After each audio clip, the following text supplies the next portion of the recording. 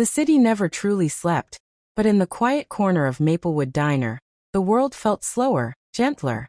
Rain streaked the large front windows, blurring neon signs into soft smudges of color. Inside, 29-year-old Emma Carter carried a tray of steaming coffee cups, her apron tied tight, eyes scanning the room. Single mom. 2 jobs. Bills stacking up like a leaning tower. And yet, she moved with careful precision, a practiced smile for customers who barely noticed her. "You always know how I like it." The voice was faint, quivering. Emma froze mid-step, coffee in hand. Henry Lawson, an elderly man in a faded tweed jacket, slid into his usual booth by the window. His hands trembled as he unfolded a newspaper, more habit than curiosity now. Emma had worked at the diner for 6 years. Faces blurred. Stories disappeared. But Henry, he carried loneliness like a cloak, quiet and heavy. 2 sugars. "No cream," she said softly, pouring the coffee into a chipped ceramic mug. "And I know you fold the comics section before the classifieds." "Always." Henry looked up, his faded green eyes glistening. "You notice," he whispered. "Everyone deserves to be noticed, Mr. Lawson," Emma replied. From that morning on, Henry became part of her rhythm. 7:15 a.m. sharp. Shuffle to the booth. Toast. Scrambled eggs. Coffee. A $5 tip on an $8 bill, every day. She learned his story in fragments. His wife had passed 3 years ago. His son had moved to another state, swallowed by life. His grandson visited once or twice a year, always rushed, always checking his phone. "I don't blame him," Henry admitted, stirring his coffee. People have lives. I'm just in between chapters." Emma squeezed his hand. "Maybe your next chapter just hasn't been written yet." Small acts of kindness followed naturally. Saving his newspaper. Reserving his booth. Remembering his birthday and bringing a slice of apple pie with a single candle. Henry had cried openly. "You're the only one who remembered," he whispered. But life had shadows. Tremors in his hands grew stronger. Steps slowed. Smiles thinner. Clothes looser. Then one Tuesday he didn't show up. Emma's chest tightened. Something was missing. Like a heartbeat skipped. She found his address in the phone book, an old-school instinct in a digital age. After her shift, she walked through rain-slicked streets to his small, tidy house. Henry answered the door embarrassed, pajamas 2 sizes too big. "I fell," he admitted. "Nothing broken. Just tired." Emma smiled through the ache. "I'll help." She did. Groceries. Prescriptions. Reading the newspaper aloud when his eyes grew weak. Her manager complained. Hours lost. Money lost. Emma didn't care. She knew loneliness intimately. Her father had left. Her mother's illness had consumed everything. She knew the hollow ache of being invisible. "Why do you do this?" Henry whispered one evening, voice barely audible. Emma adjusted his blanket, blinking back tears. "Because someone should. Because you matter. Because kindness isn't a favor. It's human." For a few weeks, life settled into a fragile rhythm. Until the day Henry didn't wake. Emma stood frozen, phone in hand. Henry had passed peacefully. But what he left behind would change everything. What she didn't know. Henry had planned one last surprise. A final act of kindness that would ripple far beyond this quiet corner of Maplewood. The diner felt colder after Henry's passing. Emma tried to keep herself busy every morning, pouring coffee, wiping counters, placing fresh napkins on tables, but nothing filled the quiet space he left behind. Every time she looked at his booth, a small ache pulled inside her chest, reminding her of the gentle old man who had made her mornings feel meaningful. Then one Thursday, the bell above the diner door rang sharply. Emma looked up, and her breath caught. A tall man stepped inside wearing a dark suit, perfectly pressed. His eyes scanned the diner with a seriousness that felt out of place.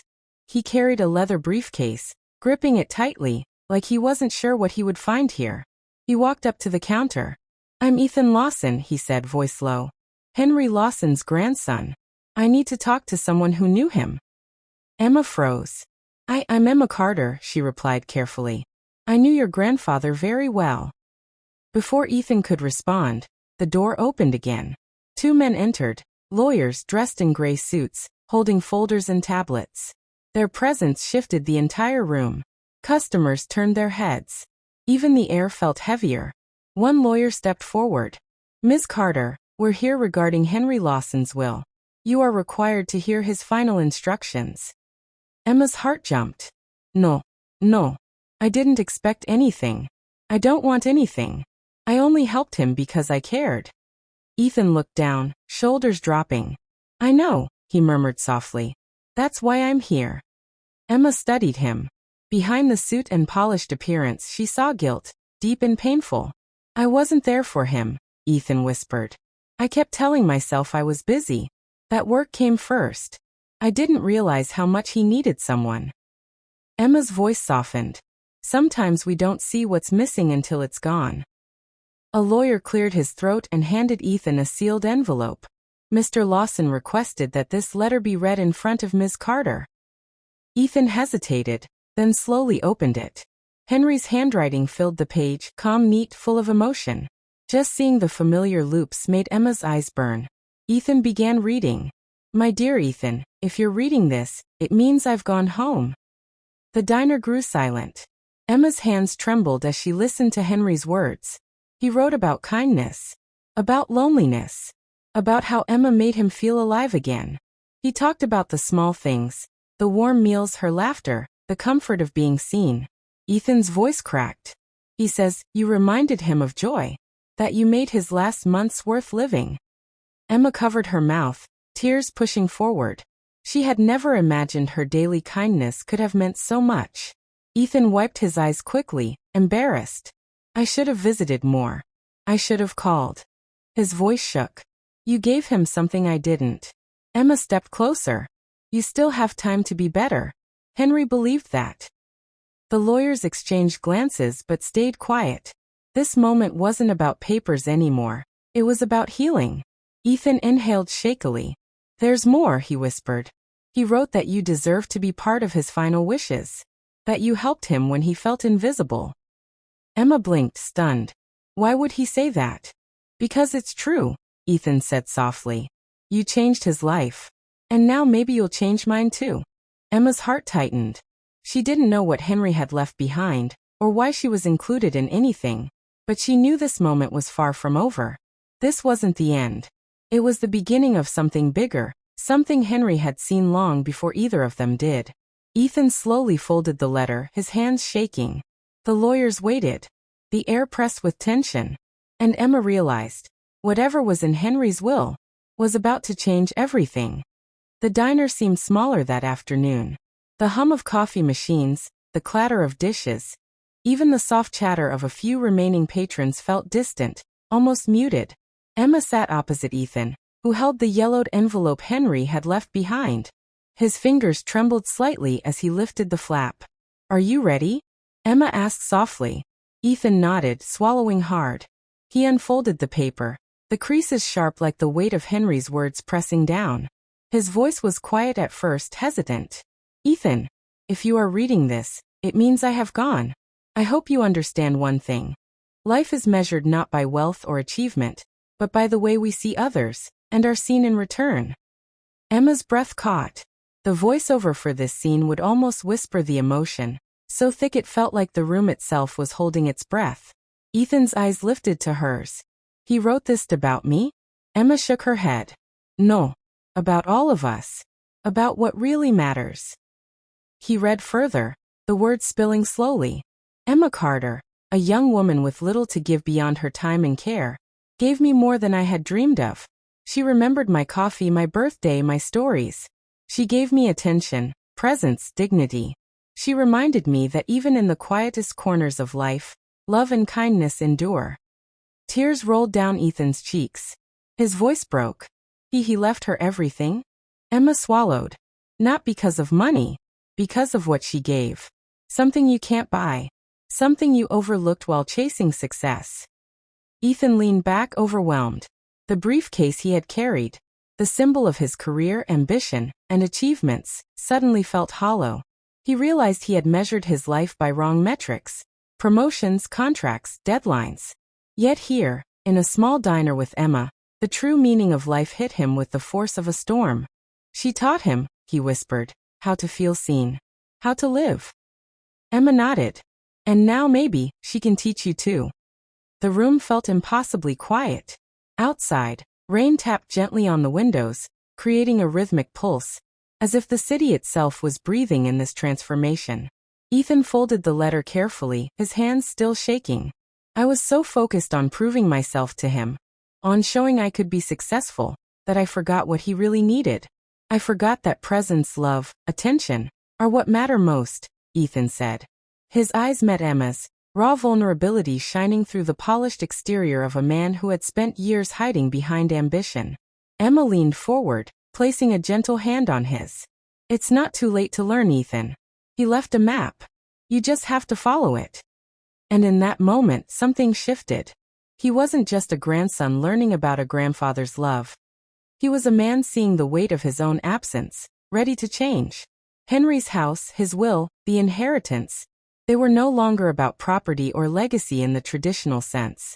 They were about human connection, about noticing, honoring, and remembering. And as Ethan looked around the diner, seeing Emma, the empty booth, the quiet clatter of coffee cups, he understood. His journey had just begun.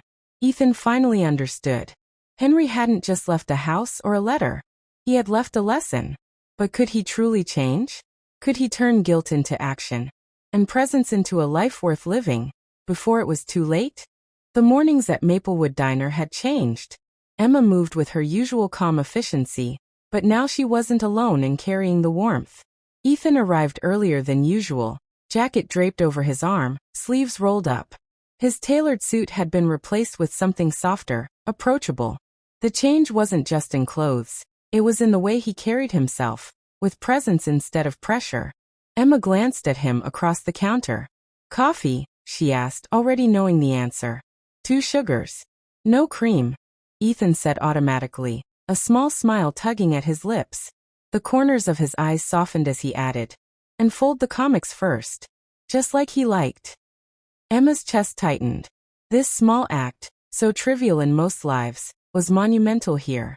It was proof that Henry's lessons had begun to root themselves in Ethan. Why are you doing this? A regular asked, nodding toward Ethan as he helped a frail woman settle at a table with a cup of tea. Ethan paused, considering. Because someone taught me that noticing people, being present, is worth more than anything I've chased, he said, voice steady, gentle. Emma watched him navigate the diner, greeting each customer by name, listening to small complaints, offering attention to stories often overlooked. Every gesture was precise, intentional, yet natural. Ethan had learned the art of presence. After the morning rush, they sat at Henry's old booth, the one where he had spent countless hours sipping coffee and reading newspapers. Ethan unfolded the letter again, tracing the words with his fingers. Do you ever think people like us can change? He asked quietly. I mean, really change? Emma smiled slowly. We don't have a choice, Ethan. Change finds us when we see the world differently. You're already changing. You just don't see how much yet. He nodded, determination flickering in his eyes. I want to do more. Not just here. Not just with the diner. I want to honor him, in a way that matters to everyone he cared about. He gave me a gift. I can't waste it. Over the next few weeks, Ethan became a regular part of Emma's life, not as a visitor, but as a partner in purpose. Together, they started small. Helping elderly neighbors carry groceries, reading to shut-in seniors, delivering warm meals to those who had nobody. One rainy afternoon, they arrived at an apartment complex where Mrs. Whitman, a widowed woman in her 80s, lived alone. She hadn't spoken much in years, but when Ethan handed her a hot meal, she smiled, fragile yet radiant. You remembered me, she whispered. Ethan nodded. I did. And I'll keep remembering. That's what Henry taught me. That's what Emma showed me. The act, small as it seemed, hit Ethan harder than any business success ever had. He realized wealth wasn't measured in dollars, but in moments, in memory, in human connection. Emma watched him, pride swelling quietly in her chest. Henry had always known she could change a life. Now, she watched Ethan transform before her eyes, carrying Henry's legacy forward. By the end of the month, the diner was not just a place for coffee and breakfast. It had become a hub of kindness, a center where lonely hearts could feel seen. Ethan and Emma began planning Henry's house as a community space, a place for elders to gather, share stories, and find companionship. One evening, as they stood in the empty house waiting to be filled, Ethan turned to Emma. "I finally understand what he meant. Life isn't about being remembered by everyone, it's about remembering others. Seeing them. Being there when they need you. That's what matters." Emma nodded. "Henry gave you the map. And you're following it. Not perfectly, but with heart. That's enough." Outside, city lights flickered softly, golden and warm, like the kindness spreading through the lives they had touched.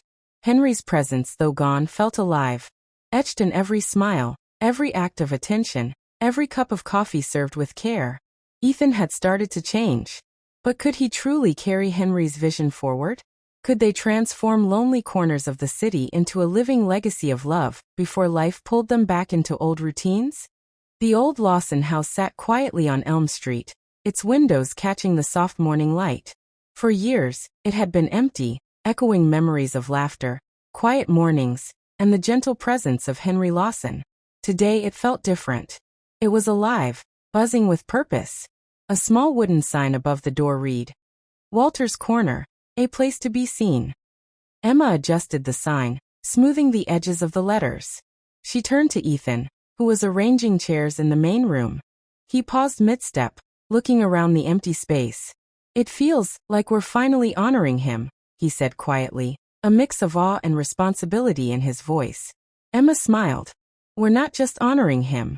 We're giving the world a chance to see what he taught us.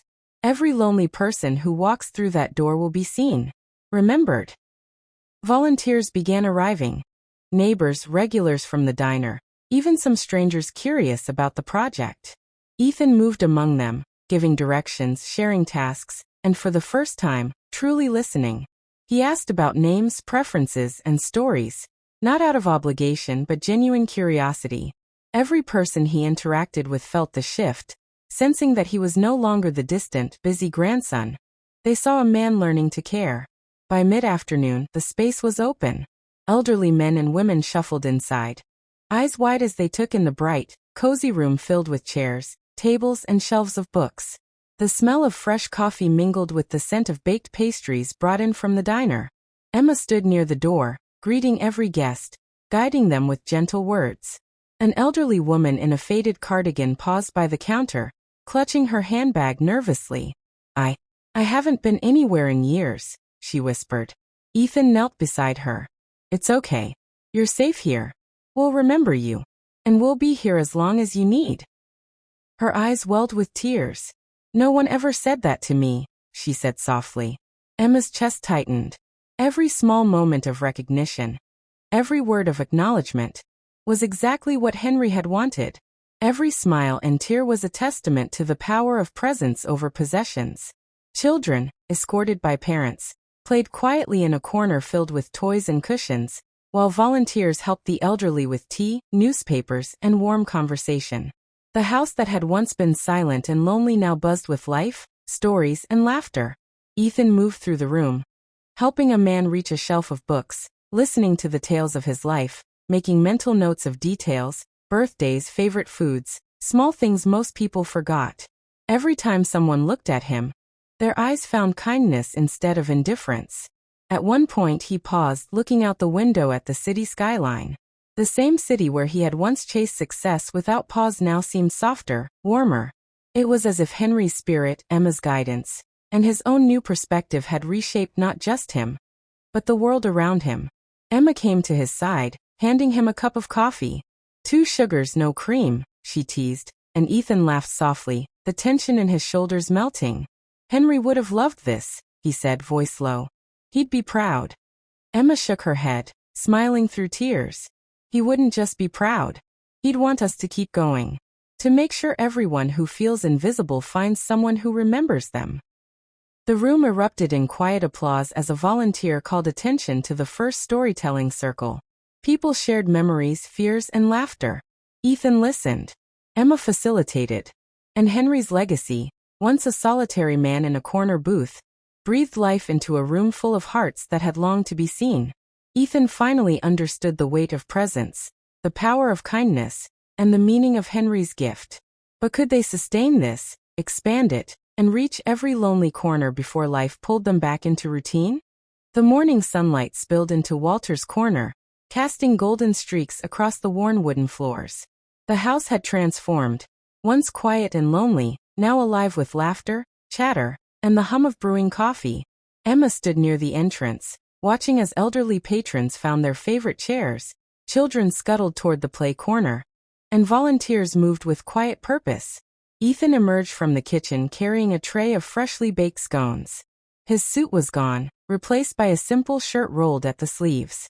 But the real transformation was in his eyes. Gone was the distant, ambitious grandson.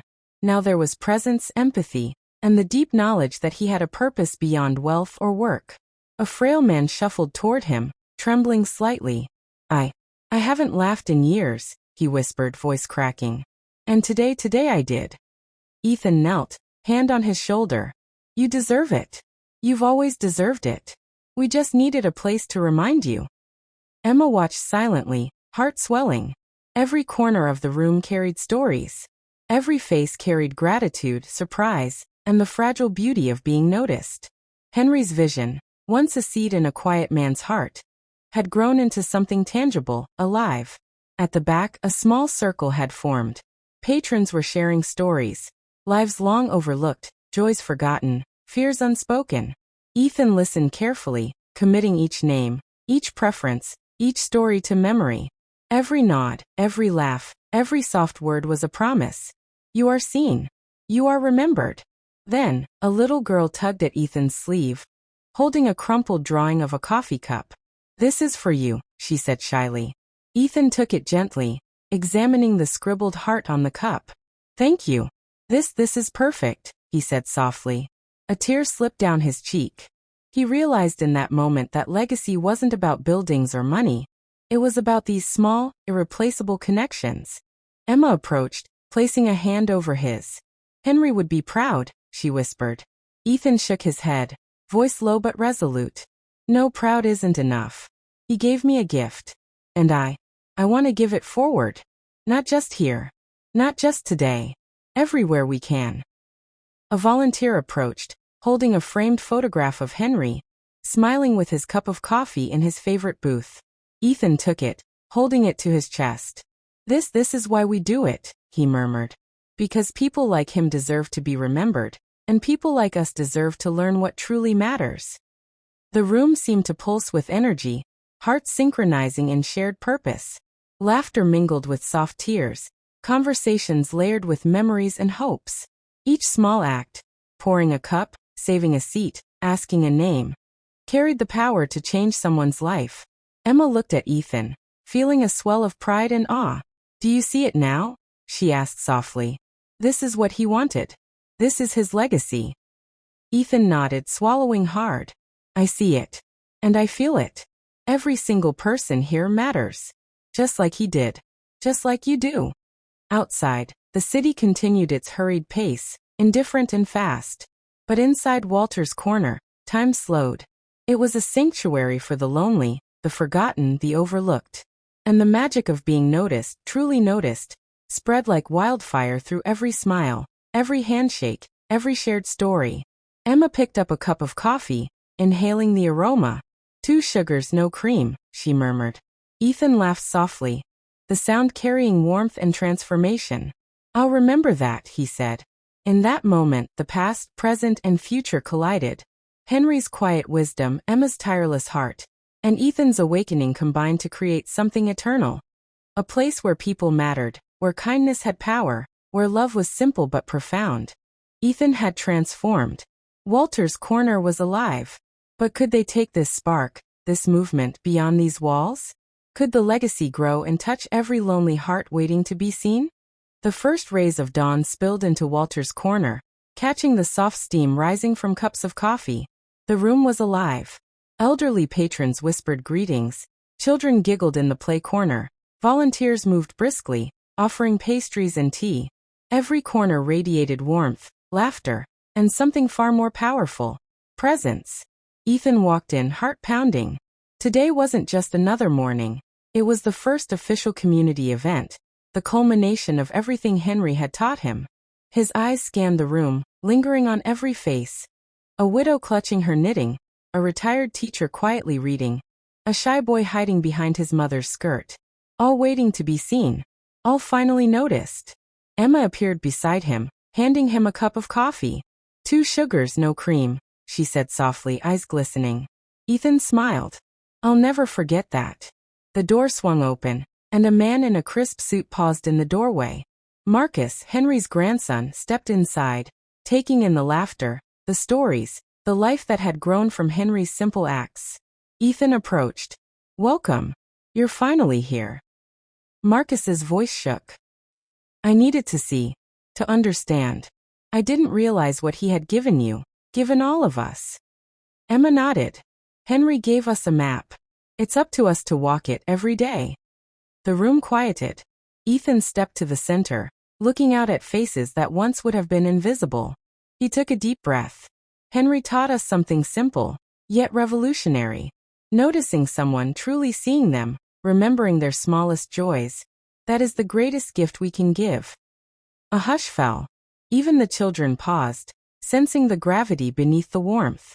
Then the first storytelling circle began. Voices rose, laughter, tears, memories spilling into the room.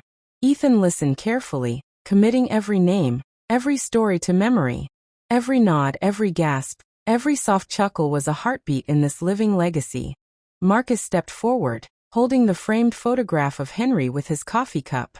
He left this for all of us, he said, voice breaking. Not just for me. For everyone here. For you. For every person who has felt invisible. Ethan held it close, tears streaming down his cheeks. We remember. We honor him by being here for each other. That's what matters. Outside, the city moved at its usual relentless pace. Inside, Walter's corner was timeless. Every handshake, every shared smile, every simple act of attention transformed lives. People who had spent decades invisible now laughed, connected, felt joy. Every cup of coffee poured, every chair saved, every name remembered became a spark of human dignity. A little girl ran to Ethan, holding a drawing of a heart around a coffee cup. For you, she said softly. Ethan knelt, eyes wet. Thank you. This is the greatest legacy anyone could leave. Emma placed a hand on his shoulder. You've built it, Ethan. And now, it belongs to everyone who walks through these doors. Marcus looked around, awe in his eyes. I get it now, wealth, power, success. They mean nothing if you can't see people, truly see them. Henry gave us something priceless. And you brought it to life. Ethan nodded, voice steady, filled with conviction. And we'll keep it alive. Every day. Every person. Every story. The room erupted into quiet applause, laughter, and soft tears. Hearts connected across age, background, and experience. Walter's Corner wasn't just a place. It was a movement, a living, breathing testament to the power of noticing, loving, and remembering. Emma raised her cup. Ethan mirrored her. Marcus did the same. To Henry, they whispered. And in that instant the past, present, and future converged. Proof that one person's kindness could ripple endlessly, changing lives forever. Walter's Corner had become more than a house, a diner, or a project. It was a heartbeat, a sanctuary, a legacy. And the lesson was clear. One act of love, one moment of attention, can change everything. For one life, for hundreds, for generations. If this story touched your heart, hit like, share it with someone who needs to see it, and subscribe for more stories that inspire and move you.